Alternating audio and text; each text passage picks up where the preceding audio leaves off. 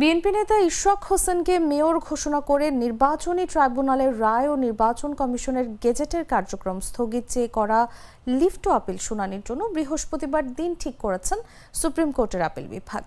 একই সঙ্গে নির্বাচন কমিশনের বক্তব্য শোনার জন্য রেখেছেন আপিল বিভাগ। এ সংক্রান্ত বিষয়ে দায়ের করা আপিল আবেদন মঞ্জুর করে বুধবার প্রধান বিচারপতি সৈয়দ রেফাত আহমেদের নেতৃত্বাধীন সুপ্রিম কোর্টের আপিল বিভাগ এই আদেশ দেন। ট্রাইব্যুনালে যে মামলার রায়টি অর্জিত হয়েছিল সেখানে জাইগান্টিক ফ্রড করা হয়েছিল পদে পদে বিভিন্নভাবে। সেখানে আইনের যে রীতিনীতি তার ব্যত্যয় ঘটানো হয়েছিল। সেখানে জনাব ইশরাক হোসেনের পক্ষে যারা সাক্ষী দিয়েছেন সেখানে অনেক ধরনের ইলিগালিটিস ছিল এবং মামলা আরজি সংশোধনের ক্ষেত্রেও আইনের যে রীতিনীতি রয়েছে সেগুলোর ব্যত্যয় ঘটানো হয়েছে, সেগুলো মানা হয়নি।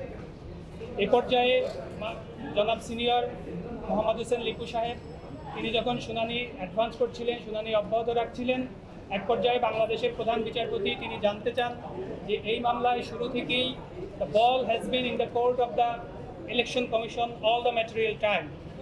তারা এই মামলাতে প্রতিদ্বন্দ্বিতা করেছিল কিনা বা আপিল ফাইল করেছিল কিনা বা তাদের পদ্ধতি, এরপরে তাদের অবস্থান কী ছিল। তখন লাইনের সিনিয়র জানান যে ইলেকশন ট্রাইব্যুনাল এই মামলায় পার্টি ছিল, কিন্তু তারা এই মামলায় প্রতিদ্বন্দ্বিতা করেনি। এমনকি এই রায় হওয়ার পরে তারা আপিলও ফাইল করেনি। আপিল ফাইল না করে তারা গেজেট প্রকাশ করে দিয়েছে। এবং আমরা যখন এই রিটটি মহামান্য হাইকোর্ট বিভাগে ফাইল করি তখনও নির্বাচন কমিশনকে আমরা কপি সার্ভ করেছি, কিন্তু হাইকোর্টেও তারা প্রতিদ্বন্দ্বিতা করেনি।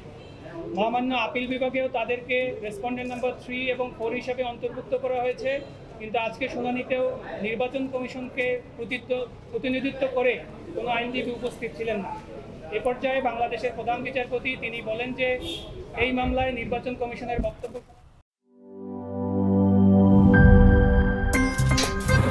আমার একটা স্মার্ট সিদ্ধান্তে 25% গ্যাসের খরচ কমেছে। ভাবছেন কিভাবে?